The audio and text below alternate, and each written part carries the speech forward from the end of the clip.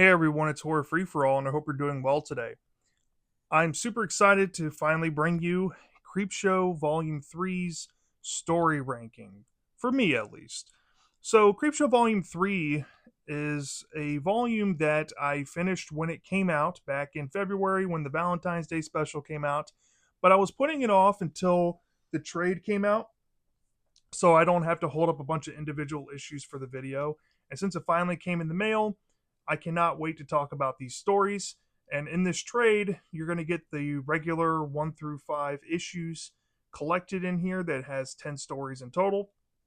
But in order to get the whole volume, because I do, count the standalones in the release schedule for these, like I did in Volume 2, we have two standalone issues that technically comprise the entire Volume 3 here. So we have the holiday special from 2024, which contains two stories, which makes the total now 12. And then, of course, the final issue, which was the Valentine's Day special, Creepshow in Love, which contains three stories, which makes the grand total of Volume 3 15 stories, which, as of now, is the longest Creepshow comic volume to date.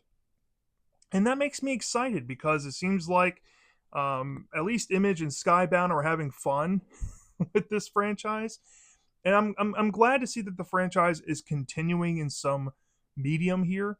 Preferably, I would rather see Creepshow go back to movies and comics at the same time, or at the very least, go back to the TV show and kind of put the comics to the side, or maybe, you know, still do them, but you only need to do like 5 issues. You don't need to do these specials or anything. But given that we haven't had a Creepshow season in a few years, or a movie in some time, having more stories than the bare minimum is welcomed by me.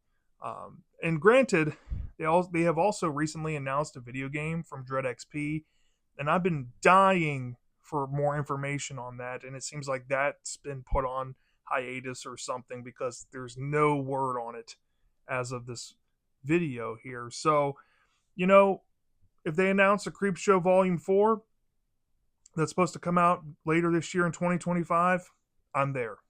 I'm going to be reading more of these stories if I can. And I hope that they sold enough issues to keep the series going. I will say up front that Volume 3, in terms of single issues, it was harder for me to get just willy nilly going to my comic shop. I found myself maybe finding one copy on the racks when I went there, which I don't know if is a good sign as a longtime comic reader. That seems to be the death nail for a series. But I will say for Volume 3, as as I read it, when the issues were coming out, I actually, like I said, finished it back in February. So I had to refresh my mind on a few of these for this video for posterity. But I will say that I think this volume does stack up pretty much equally, if not a little bit of a downgrade to Volume 2. And I know a couple of my friends who read this volume did not like it whatsoever. And that's fine. These are, little 10-page story a piece comics. Each comic runs two stories. So, you're pretty much working with like 20 pages of content. They're not going to be the most fleshed out things ever. There's more than often going to be context issues and rushed ideas and ideas that probably should have been made into an episode or actual movie segment of some sort to give it more of a room to breathe than a comic. And also, I think horror comics in itself are more of a niche in the horror subgenre, if I'm being honest. As a massive horror comic fan myself, and I've been reading tons and tons and tons of anthology horror comics over the years, a lot of these stories in this volume feel a little more by the book for this subgenre standards, and it doesn't really they don't really stand out, right? But then again, I think the original Creepshow film, and even Creepshow 2 for that matter, even the unique feeling one, still had more traditional elements there, where I would say that a lot of these stories fit in with old school Creepshow. And I totally get the argument if you're like a new school Creepshow fan and you are more in with the TV show and their ideas that they put there compared to the films, that you might be disappointed with some concepts in this or whatever. I get it, right? But I'm gonna say like I would like to see more, like I said. So we have 15 stories to go over. We got 15 to go over, so we got a lot to cover. And if you're not familiar with how I do these story rankings here, um, I do have superlatives, so I'll go over them real quick. From the bottom, we have genuinely awful, bad, meh, okay, decent, and then we have good, very good, great, and perfect. Out of all these superlatives, four categories did not get any entries, which were genuinely awful, bad, and meh, and then, of course, perfect, which means that the lowest that these stories got were okay, and the highest these stories got was great. Now, they do vary with the amount, um, so we might as well start at the bottom. Now, there are two OKs, and I think these are kind of equally tied for me, but I went with this order just because these two were probably the most, in one ear, out the other for me for this volume, and I'll explain why when we go over them. But at dead last, number 15, I guess we'll start here. We have a story from issue number 2, and it's called Trigger Warning. This was written by John Ridley, and I gave this a 2.5 out of 5 stars. So, this story, I believe, was about a kid who was into urban exploration, and I think he's dared by his cousin or something to go spend the night at this old, I guess, asylum or abandoned building. And in doing so, he disappears the following day. And I think either his girlfriend or his sister, I forget the exact details, meet up with police at the place he was supposed to be staying, and they can't find any trace of him. And this is making his, I think, girlfriend, I want to say, kind of spiral in depression, and she's wanting to feel closer to him and possibly find some answers or maybe even cope with the grief of loss. And she decides to spend some time inside of this, I guess, crime scene where he disappeared. But there's a revelation about the kid that disappeared and perhaps what exactly he's trying to do. And it might involve him coming back into the fold and possibly trying to harm this girl. But there's a twist at the end where she possibly comes out on top. And I'll just leave it there.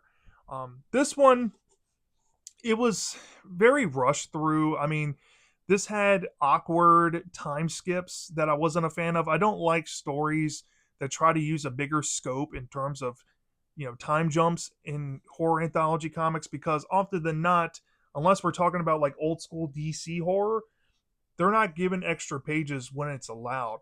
So they have a 10-page crunch basically with these. And the story just felt rushed.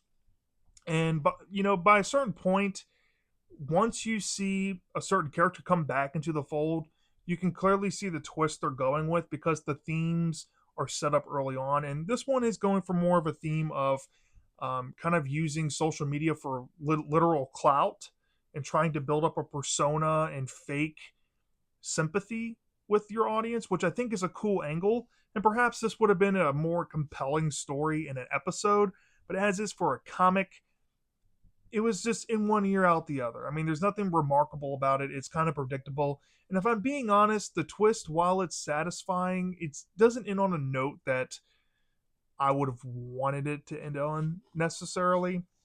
So with that, that's why I have it here as a low okay at a 2.5 out of 5 stars. One of the most, uncaptivating Creepshow stories I've come across in some time. Which brings me to number 14. And this is a story written by Mirka and Dolfo. And this was actually in the Creepshow in Love Valentine special. And I also gave this a 2.5 out of 5 stars. So it's in a lot of ways even to Trigger Warning here. And it's called Madness of Two, which I believe was the first story in the Valentine special. And I'm going to be upfront. Madness of Two was a very odd story, and I don't know how to think of it because the way it ends is so corny. But I guess I like the idea up front, at least on paper. This is a story about this guy who I guess is unlucky in love, and he's kind of fallen into, psychoticness, and he has this fetish for killing couples. And he sets his eye around, I guess, Valentine's Day on this couple who is seen, I guess, unknowingly dodging and swerving this guy throughout the story. And it comes to a point where he finally gets to meet up with them, to, I guess, take them back to his lair, collect their parts, and I guess add to this very macabre, um, I guess, dummy that he's making with human body parts to make the perfect lover. Because maybe these other parts to him will, insinuate that there's love built into him. So obviously, this thing that he's building is going to love him back, I guess. But there's a plot twist involving the couple, and perhaps they already know a lot about this guy than he thinks that they do know. And I'll just leave it there. And like I said, the ending is super corny involving the gentleman because he perhaps takes an injury, and what he does with himself is bizarre. But nonetheless, I think this one, it just has a lot of jumbled context, and everything I just explained to you, like I had to piece together on my reread for posterity. I didn't remember a single thing about this story, and I remember when I first read it, I gave it a 2.5 out of 5 stars, and I had to jog my memory as to why. This story is also super rushed. Like I said, the context is all messed up. There's some seemingly random things that are never touched upon, like the dummy stuff. Like I said, you have to piece together context in your own mind about this, with certain aspects to it. And if the ending wasn't so corny, I possibly could give this a higher rating. But as is, I just think this one's okay in terms of execution. It's not the best that I've seen from these comics whatsoever. As a matter of fact, I'd probably put that in the bottom 10 along with Trigger Warning. Not quite bad or something that makes me full on hate it or anything. It's just kind of abysmal. So that's why it's here. So with that out the way, we have finished the okays. And now we're on to the decent category, which had 5 entries. So we have a lot to go over here. And at number 13, we have the first story that we're going to talk about from the holiday special from 2024. This was the second story in there. It was written by Rob Williams and Pi Parr, and it's called Late Night Terry Reno. This story is a story of, I guess, non-comeuppance, but kind of. It's about this asshat talk show host who is kind of known for this gimmick, or at least a former gimmick that he did before he became a talk show host. And now, over the years, people have kind of pigeonholed his talent to this dummy character that they want to see him perform with, when he does live audience performances. And it's coming up around Christmas time, and he has this act that, I guess his head writer has, put into play for him. But there was a falling out because he's an asshole. So he decides to fire the woman, and he has to come up with a new idea on the fly. But unfortunately for him, he doesn't have it all planned out. And the girl comes back to try to reclaim her job, and she pitches the idea about using the dummy, I think. And he's like, fine, fuck it, we'll do it. But under one stipulation, and that is I can beat the dummy's head in. So I don't never have to use it ever again after this night. So they're like, yeah, okay, we have to do a show, let's put it on. But there's a twist at the end of the story involving the dummy, and perhaps its sentience, and maybe implying that it could actually be alive, right? And there's something involving the gentleman, this asshole talk show host, that kind of gets him exposed, but we see that there's kind of comeuppance there, kind of not. And I won't go into too much depth there about it, because I want you to experience it for yourself. But I gave this one a 3 out of 5 stars, y'all. I think this is a low decent story, because I think in terms of like themes, compared to the rest of the volume, this one is more traditional, like EC Comics flair, where you have a clear asshole doing wrong by the people, and then you have this, you know, um, person carrying the sword to lead the charge against the asshole, but it ends up being something that you don't expect, which makes it kind of fun. This kind of reminds me of a story called The Ventriloquist Dummy from Tales from the Crypt, but that story is much more memorable than this one, by far. Now, could this have fit in with that franchise more so than Creepshow? Absolutely. But given like the punchline and it all registers like Tales from the Crypt more than Creepshow, and this is a story that I think kind of goes back to the example I was sharing earlier about some of my friends just not being impressed by this volume because it just feels like stock EC Comics knockoff stuff. And not like Creepshow, not having personality. And some may argue that Creepshow is a EC Comics knockoff in itself. Fine. But over the years, it's kind of molded its own, idea. This story just doesn't have enough substance there. And I think the substance that is there is involved with the woman who gets fired unceremoniously from her job. But we never really get to build on her character. And because of the time constraints of the special here, like the other issues, there's just not enough room to do the story justice. Maybe if this was an episode, it could have been better. But as is, it's landing here at my number 13. All right, so now we're going to move on to my number 12 slot. This is the next decent one here. We have a story written by, I think, Kami Garcia, and it comes from the final issue of issue 5. Well, I guess the final regular issue, I should say. And I also gave this a 3 out of 5 stars. This story is called Prize Possession. Now, this one I wanted to like more, but reading it again for posterity because I forgot a lot about it, it just feels a bit too throwback, to like Bronze Age horror comics. This kind of feels like something that you would have read and like weird mystery tales from DC back in the day, or maybe Unexpected, or even like what do they call it? House of Secrets. This story is about two twin girls. It's their birthday, and there's a good twin and a bad twin. The good twin ends up getting this doll that she wanted for her birthday, and I guess the evil bitch twin does not get what she wants, and she throws a temper tantrum. And she comes to this realization that her twin sister gets everything that she wants, and because she's around, that's going to impede her getting what she wants. So she comes up with this story to kind of spook her sister about there being a demon that haunts inside of their room and follows them or whatnot, that may or may not turn out to be true later on in the story, but we'll get into that. But anyways, the two girls, I guess where they live on this house that literally sits on top of a cliff, like a seaside cliff. And the girl sees an opportunity to, I guess, off her sister, and she does, essentially. But because this is a tale of comeuppance, it's a throwback, kind of like the one before it.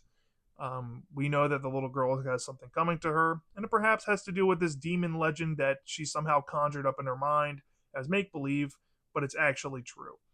This story has the trope that I do not like in horror, except one time. It's like I've seen it in Monsters with the match game, but there's some legitimacy behind it because they're playing an actual game that's supposed to be like kind of like a Ouija board type of thing, but it's like you pass a match around, and because of that, I'm willing to suspend disbelief. Here, the girl just makes up this harebrained story that perhaps turns out to be true, and that's just plot convenience for the sake of it. But despite that, for it being a 10-page story, it does feel like it could have just been a comic story more than an episode. However, like I said, where it ends up isn't the greatest thing ever, but I guess it's intriguing. And it leaves some open-ended things to maybe build on for a hypothetical sequel follow-up or something. But it's more of like a been there, done that type of story. It kind of reminds me of that movie from Macaulay Culkin. I think it's called The Good Son or The Bad Son or The Bad Kid or something. I forget what it is. But the scene where He's like trying to harm his brother, played by Elijah Wood. That's what the story reminded me of. It felt like a knockoff to that almost. So yeah, I kind of shoulder shrugged at this one. I thought it was decent enough though, so that's why it's there. All right, moving on to number 11. This is another story from the Creepshow in Love special. And this one got a little bit of a higher score at a 3.25 out of 5 stars. This one was written by Yul Pyong Oh and Puree. I think that's how you say it. And it's called Penguin Avenger. Now, this story felt like Kevin Smith wrote it. It felt like that movie with Justin Long called Tusk. But hear me out. This was actually a pretty wild story. So this one's about this girl who I guess meets this guy online, and she hits it off and goes on a date with him, and she goes back to his place. But what she doesn't know is that this guy is a maniacal killer, and has essentially taken her to transplant her brain into the body of a penguin. And I guess the vocal cords and everything too, because I guess she can talk now with other creatures that are former girls of this guy's interest that he's turned into various animals. So, we see these girls who are turned into animals essentially banter in this room for a good amount of it. But they see an opportunity once, I guess, they understand that there might be a new victim coming, or maybe they have an opportunity to rise up against their, I guess, alleged killer, I should say, because he took away their humanity. And let's just say the guy has some comeuppance coming to him. Again, this one doesn't have much else besides, uh, you know, comeuppance to be had with the characters. But to give this story credit and even prize possession credit, real quick, these two do have a little more than the other ones to talk about. Going back to Late Night with Terry Reno, that story was about you shouldn't walk all over people, and living living in a mask, I guess, and trying to take away the mask to kind of expose who you really are underneath, because you're evil or something like that. Prize Possession is kind of like a story about jealousy and letting it get in the way, and making you forget that the people that you hurt sometimes are close to you, stuff like that. But Penguin Avenger stories about I guess trust and putting your feelings out there in the open. Um, but it doesn't really build on that. It's more of just like a schlock for the sake of it. And I weirdly liked it. This is one that I struggled with my actual like real emotions with, but nonetheless, I thought this was a higher decent story, and I thought that it was at least worthy of being put here and not lower on the list. And I think some people probably would put this lower, like majority of you out there, just because of how weird it batshit it gets. But I really like it for that. So take that for what you will. All right, now we're entering the, I guess, top 10. At number 10, we have a story written by Aki Bright. It was from issue number 4. And I also give this a 3.25 out of 5 stars. And this story was called Face. Now, Face reminded me of a movie that came out in 2024 called The Substance. But it had this weird throwback element, and I forget the movie's name, but it was from 1990. It had Bill Pullman and Bill Paxton in it, um, where they're trying to grow, I guess, body parts on different places on a human body where body parts shouldn't be growing. But anyways, this story is about a girl who I guess is insecure about herself, so she seeks medical help to get a new face. But she doesn't understand how the procedure works, and after she gets it done, she realizes there's a head growing out of the back of her. There's a face growing out of the back of her head.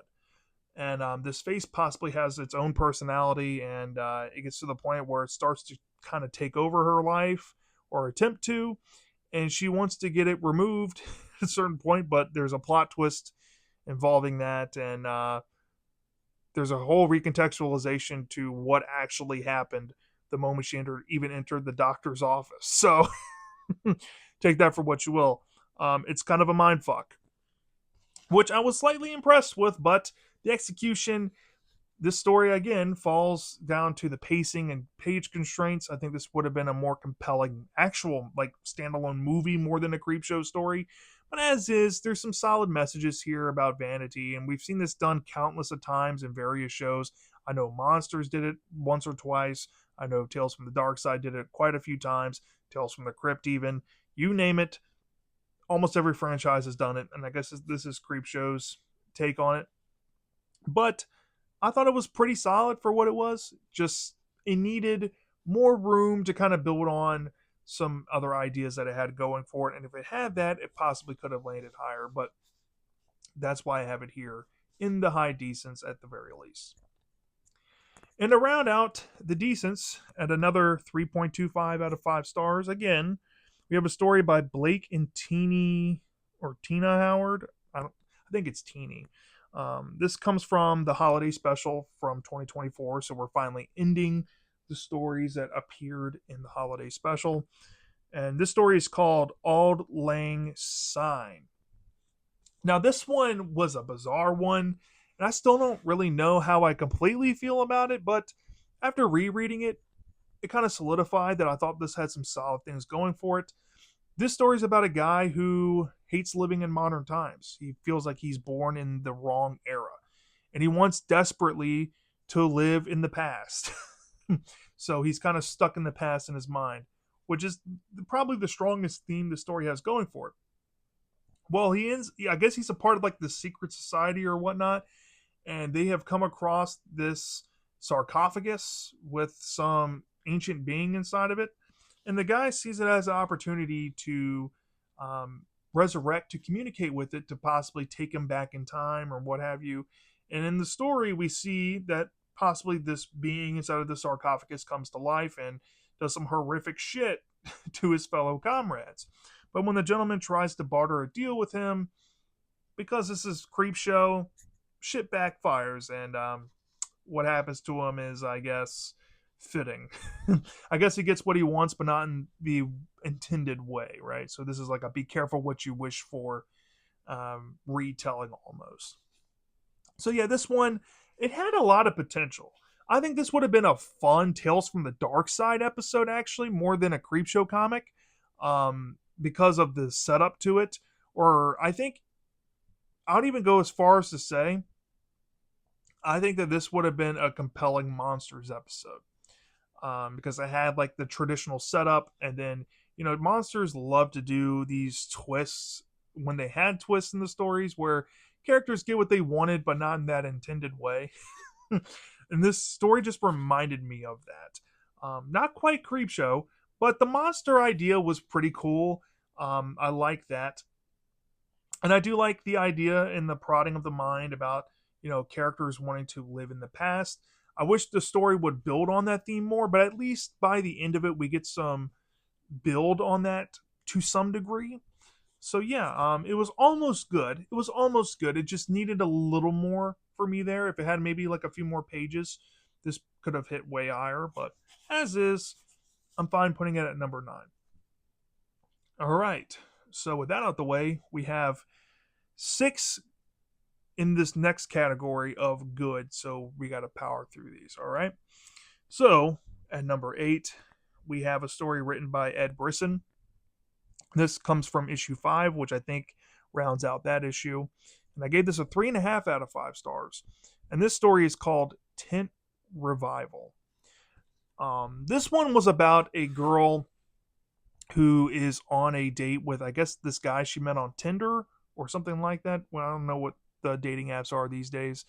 But when I was, 22, it was Tinder. But anyways,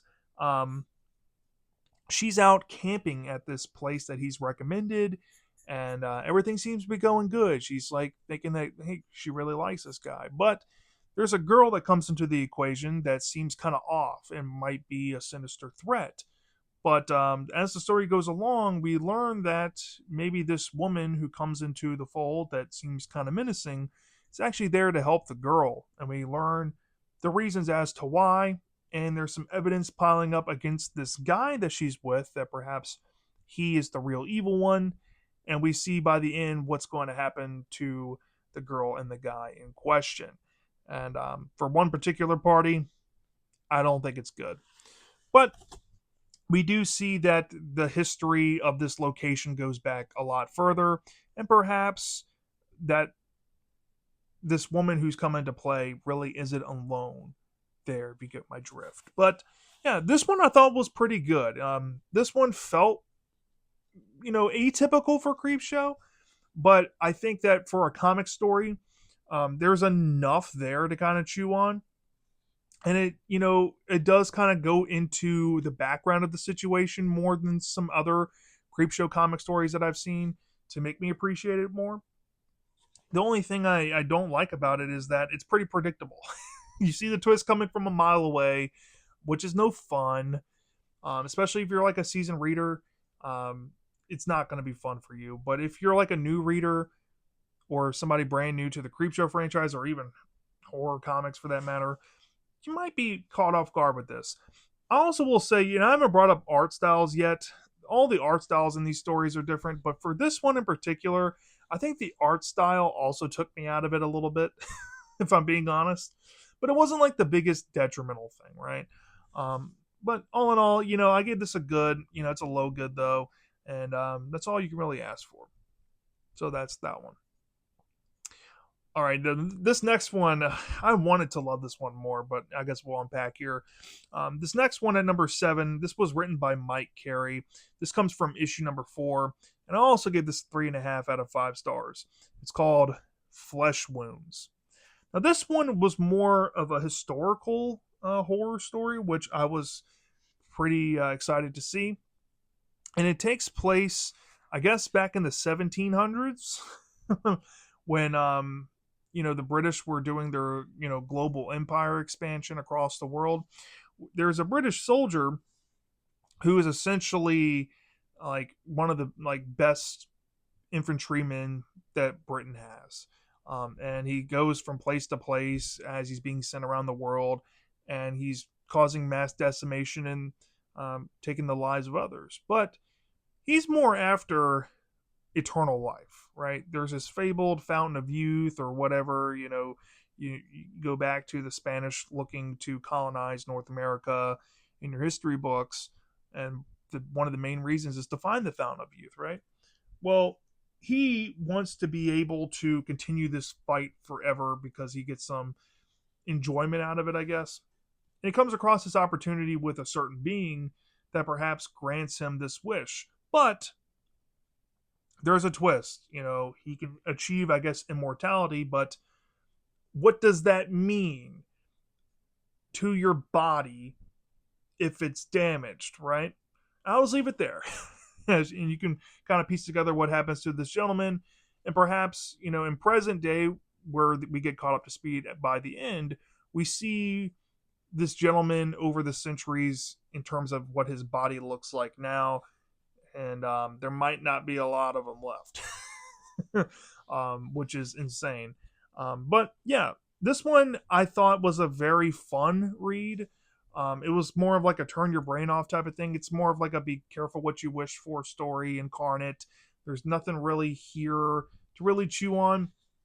Now, what I hold it back to this grade for is it having a lot of potential about war and being hungry and I guess bloodthirsty. But the story really doesn't focus on that element more so than the immortality aspect to it.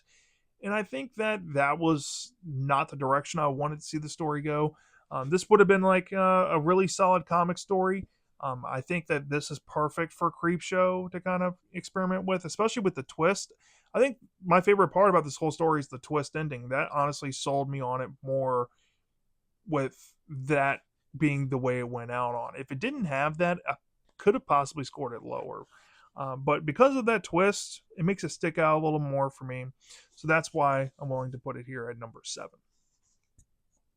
All right, moving on to number 6 now. This story was from issue number 3. I gave this a 3.5 out of 5 stars as well. It was written by Chris Condon, and this story was right up my alley. And it's kind of relevant to me in some ways, and I'll explain why. But this story was called The Murder Variant. Now, this one it was about a guy who I guess is obsessed with his collecting hobby, and he's put aside his relationship and I guess his duties in a relationship because he's so obsessed with buying comic books all the time and building his collection that they literally stack up all over his apartment and drives his, I guess, girlfriend slash fiance slash wife crazy. And it gets in the way of him paying attention to things that she wants him to pay attention to. Like, for example, in the story, she's having her brother come over for dinner and he's put it off to come help because he decided to go to a storage unit owned by this guy who's trying to sell comics for cheap. And he ends up finding a comic book with a certain error worth a shit ton of money. And he takes it home and he's thinking to himself, oh, he's going to be able to sell this for a lot of money. And he's trying to justify this to, I guess, his companion. And she's not happy with him. And she's like, look, I need you to do some things. I need you to help me get prepared for dinner. I need you to take out the trash. And as he's taking out the trash, he's bitching and moaning and groaning. And when he comes back inside, he sees that his prized comic book that he just scored for cheap was ruined by his companion. And in a fit of rage, he does something to her, which causes some nearby comics to be splattered with blood. Now, the twist of this story and what I think makes this resonate with me is where it goes from that point. So we get caught up to speed of what happens to the gentleman, and perhaps he gets sent to like prison. But he overhears that there's a certain comic book that he had in that room that was taken to an auction because it's associated with actual real life murder. And let's just say it goes for a lot of money, and it does not sit well with this gentleman whatsoever. And we find out what that means by the end. But yeah, this one I think had some commentary about relationships and maybe being too absorbed with your hobby and for forgetting to make time for your loved ones. That's what I think is really relevant here because I've been guilty of this from time to time, trying to learn how to juggle my obsessions and my relationship with my fiance, for example. So I think it was very palpable on that. And I'll also be upfront where I think where it hits it on the nose is like the true crime element in the twist, where like these people are obsessed with true crime stuff and uh, stuff that you probably shouldn't be spending all this money on. While I wish the story spent more focus on that element, and perhaps if we had a few more pages, we could have expanded the story and the scope of it a little bit with that. But it hit it pretty much out of the park as you could with the run that it had. It was, like I said, I just wish there was a little more to it and it expanded on some other ideas that it didn't have too much time to do. But yeah, nonetheless, this was the highest of the 3.5 out of 5 stars, and I was pleasantly surprised with this one. All right, now we're entering the top 5. Now, these 5 were pretty solid from start to finish for all of these. And, at my number 5, this one came from issue number 2, which I think rounds out the second issue here. I gave this a 3.75 out of 5 stars. It was written by Eugenio Mera, and it's called The Last Sleepover.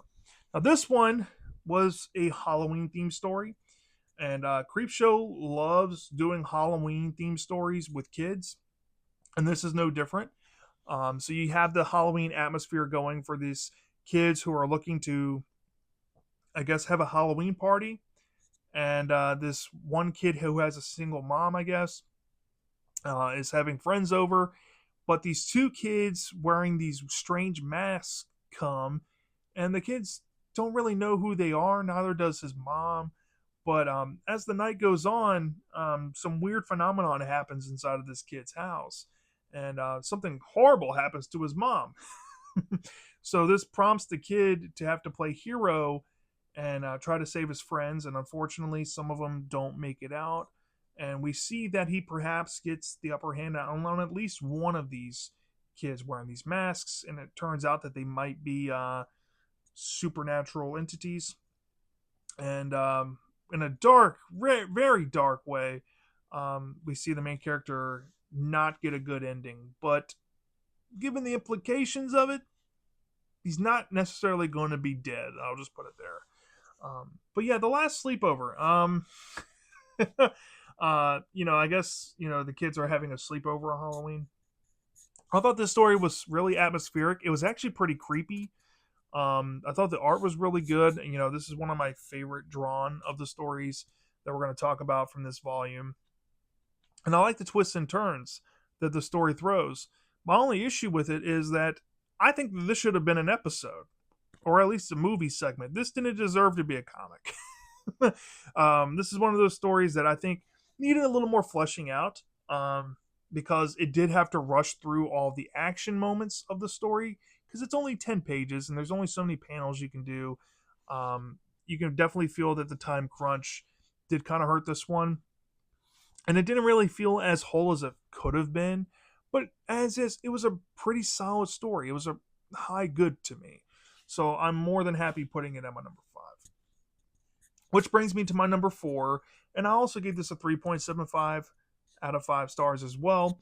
This was written by John Arcudi, and I've read a lot from this author, surprisingly, in comics, and he usually writes some solid stuff, so I was really excited for this when I saw that he wrote it, and I wasn't disappointed here.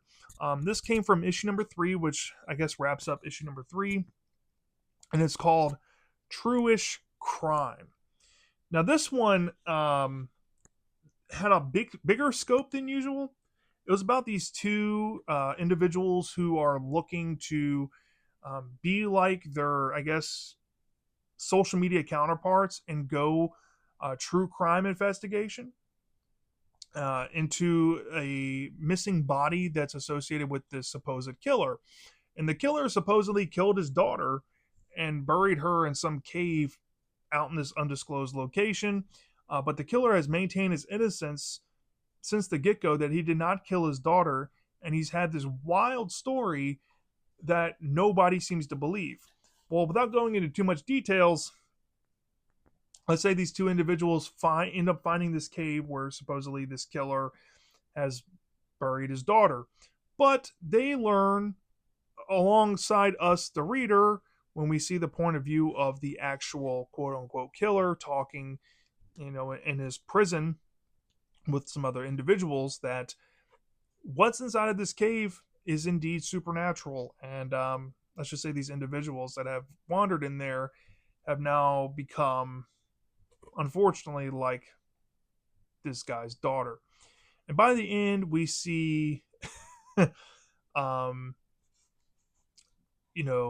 guess the inmate looking for some evidence to kind of keep building on to corroborate his own story. And I'll just leave it there. But yeah, this one was a very big in scope story, and I like the way it was presented. And I guess the only reason why I'm giving it a 3.75 out of 5 stars is because, you have the theme of, preconceived notions about, killers and the unexplained, right?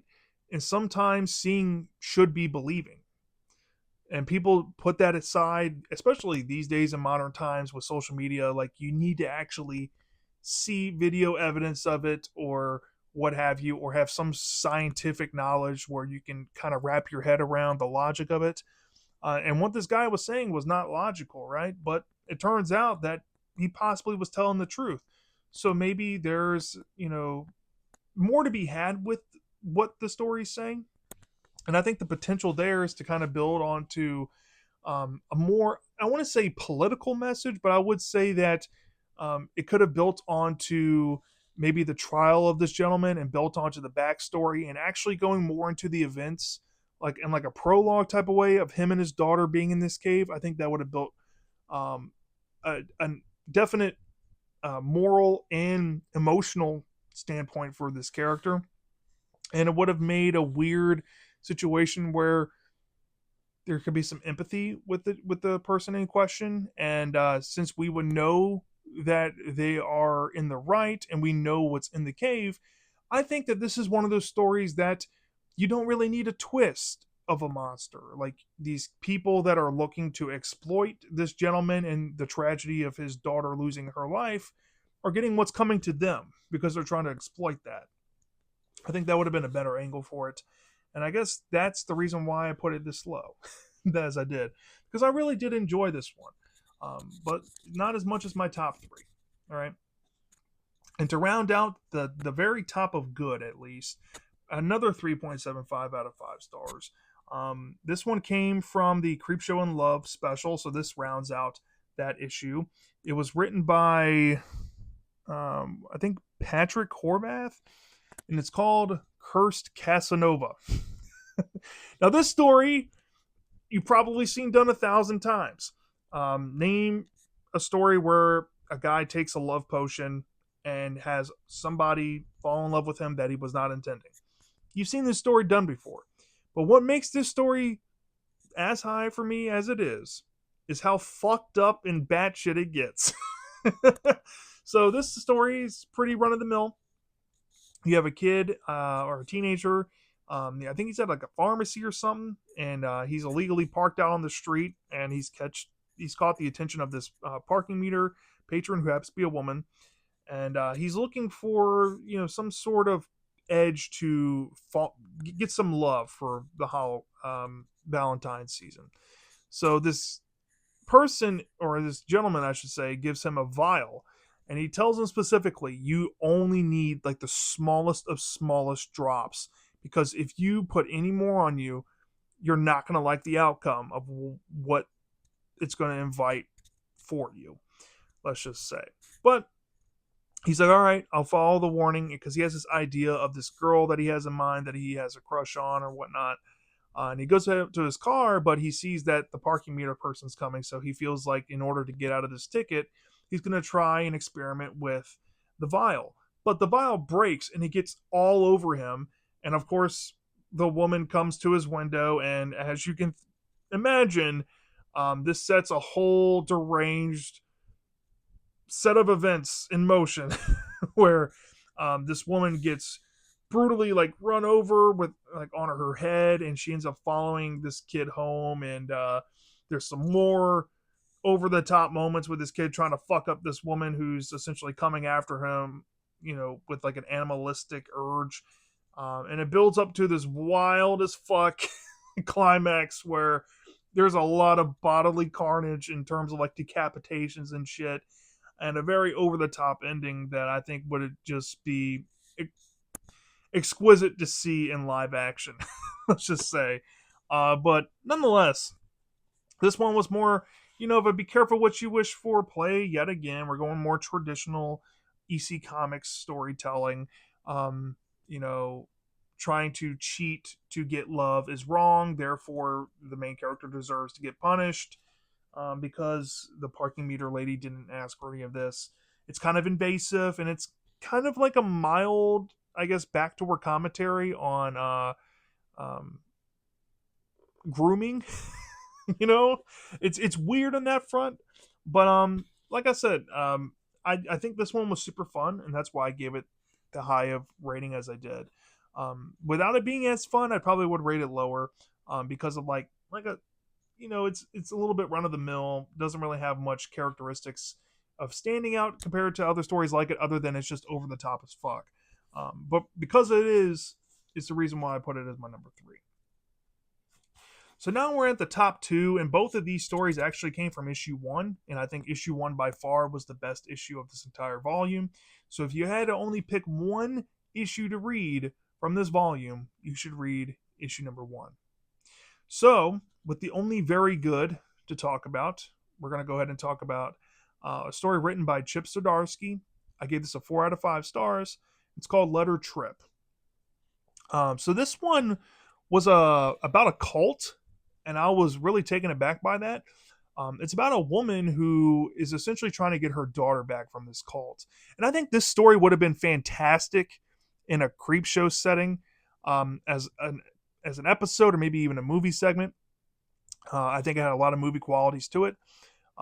But when she goes to try to free her daughter from this cult, she, as a parent, forgets that since her daughter's an adult, she is her own person now. She can't control her daughter like she could if she was a child. So she's trying her best to convince her daughter to leave this cult, and she thinks maybe the only way to break through to her is that if she goes and tries to infiltrate the cult to free her from it. And in doing so, she meets the cult leader who ends up trying to drug her, which possibly ends up backfiring for this guy. And let's just say we see the mom decide to act out some revenge, some pent up anger and resentment towards this person comes out full front. And let's just say it kind of brings her closer to her daughter in the process. And I'll just leave it at that. Let her trip. This story is, almost cathartic in some ways because I guess on the lessons learned from the mom in the story, you can kind of see that she's kind of learned to accept that her daughter's her own person. And I guess even the title "Let Her Trip" means that if her daughter wants to join a cult and take some drugs and trip out or whatnot, let her do it. And also do it for yourself too, because the mom is more high strung in the story. She doesn't have much life experience, nowhere near, I guess, the experiences that her daughter has. And I guess her kind of breaking out and doing these drugs, even though it was an accidental overdose to try to kill her, it ended up being her, I guess, her saving grace, right? It kind of opened her eyes to stuff that she's missed out on. And I guess there's some two-sided coin element thing working there. The only reason why I gave this a 4 out of 5 stars is because of the fact that this should have been an episode.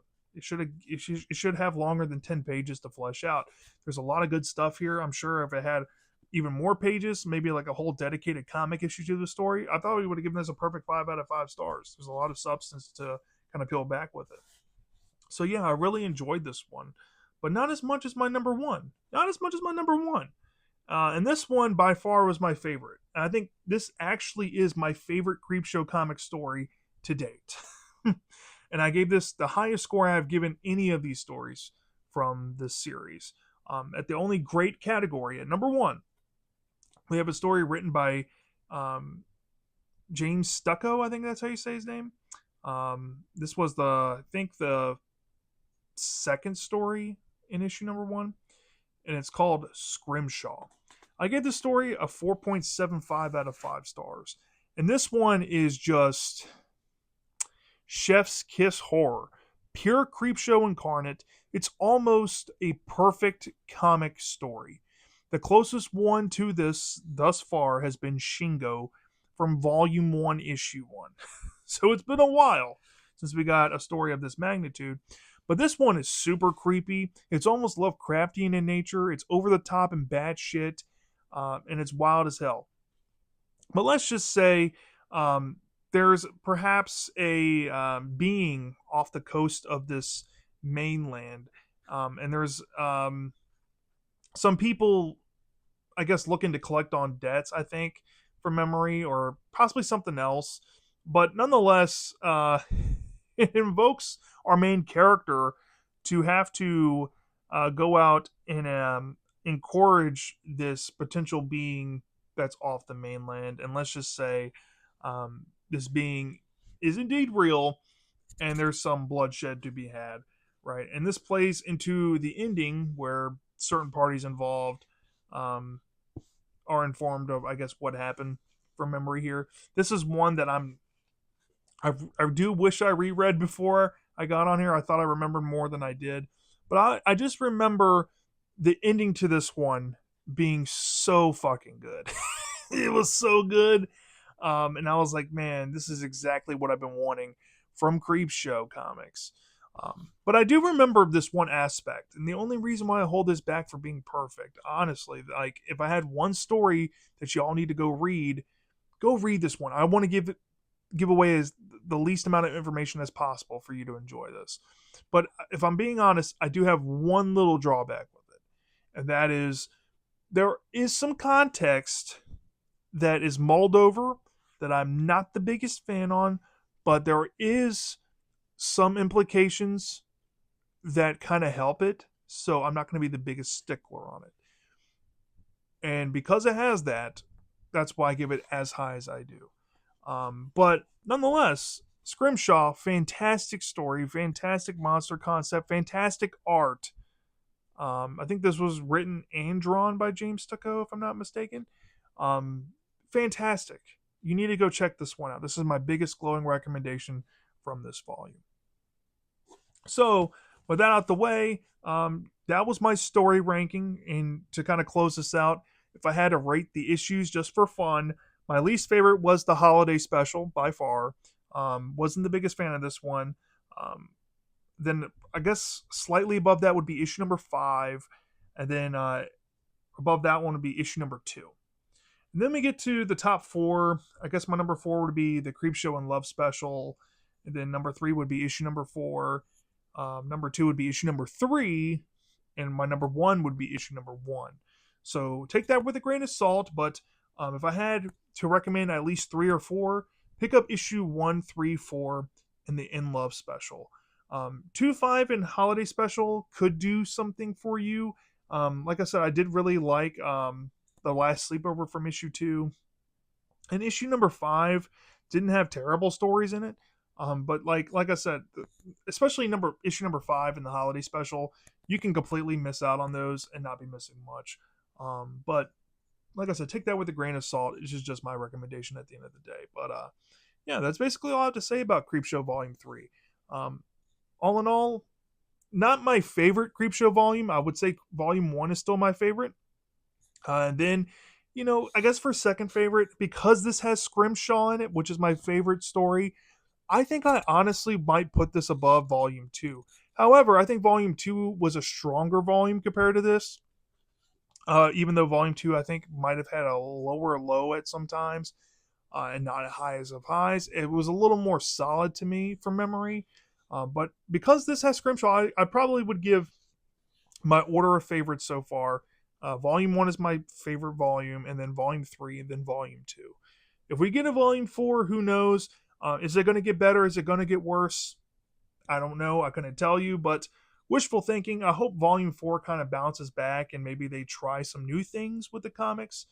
Maybe actually try to go a little bit gimmicky and make a 3D comic throwback or something. I think that'll be fun. Or maybe try some new stories or new formats, or maybe go back to the Joe Hill Wolverton Station format for some specials, just having one story, single issues.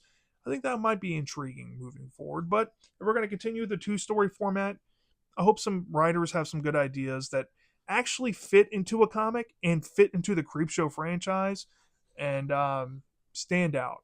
That's all you can really ask for.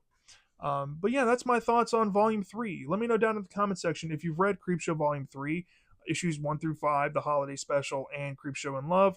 What is your opinion on the stories? Out of the 15, what's your favorite? What's your least favorite? How would you rank them? I'm dying to know. And I'll see you next time.